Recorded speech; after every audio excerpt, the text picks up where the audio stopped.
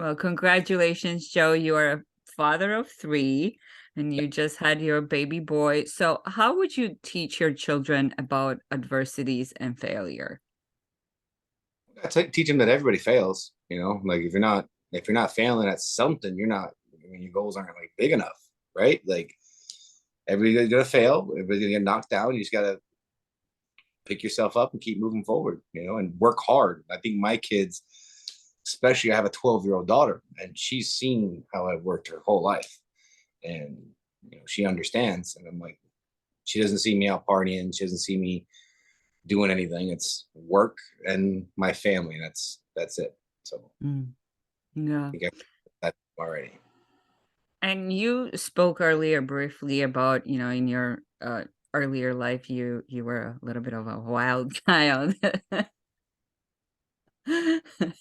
So, what made you stop? What was that moment when you're like, okay, I need to stop this and I need to turn my life around, otherwise I'm in trouble?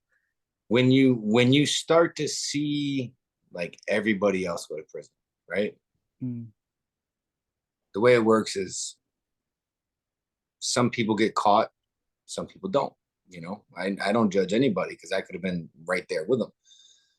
The way it really works is somebody gets caught, they start snitching on people, they start snitching on people, and then next thing you know, everybody and all your associates are all in prison for the same thing, all because one person got caught.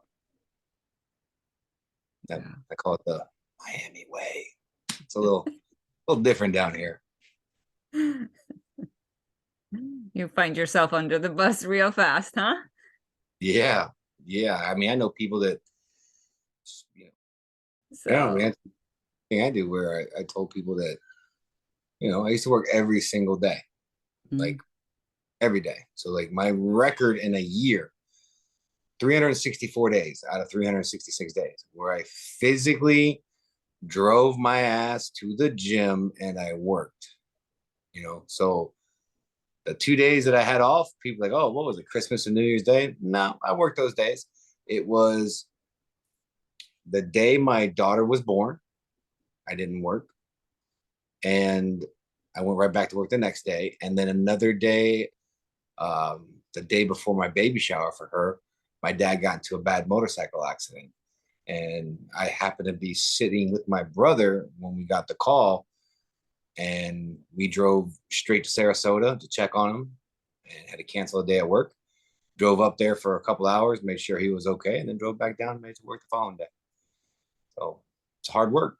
Still to this day, I work minimum 6 days a week, and now I rotate every fourth Sunday I work.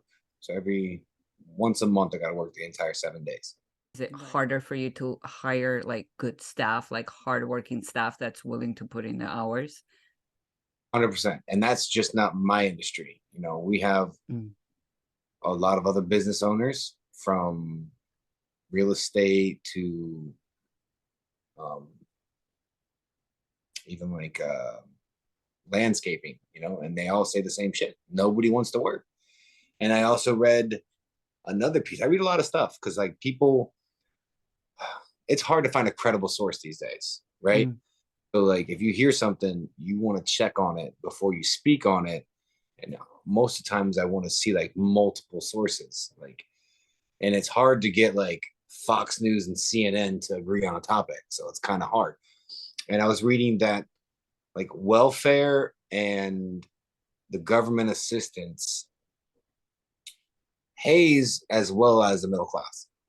So it's like, why would you even work if the government is basically going to pay for everything for you? So I think we've enabled a lot of people to sit on their ass and just get by. I think it's about my family. It's all that really matters. It's right. all hey, that's all you got. The older you get, the more you realize the less friends that you really have, right? Yep. When you're in your 20s, you think you have a shitload of friends. Mid 20s goes down a little bit. By the time you hit your 30s, then they start to thin out even more, especially when you start to get married, have kids, and you can't go out and party and do all the other stuff that your single friends do. And then when you're at 45, you're kind of limited to your friends. You're more like you're picking couples with children that are similar to your age, so everybody can like get along. So I don't Right. know, different. Mm. Yeah, it's true. And if one thing I learned last year, especially because I had some success and I, of course, always have failure too, is to really pay attention to people that are cheering you on when you're winning and who sticks around when you're losing, right? And Yeah, or who's not cheering you on that should be when you're winning. You know what I'm saying? Like that's what you really, got to look for. I've noticed a lot of that where it's like, man, like I would think that some people would be a lot happier for me, and it's no, it's been a lot of hard work, a lot of sacrifices to get where we are today. And, some people are envious of that, jealous of that. And it's like, listen, I'm not special. Like you put in the work, you're going to get the rewards at the end of the day, but you can't just skip the whole process. right, right. And that's what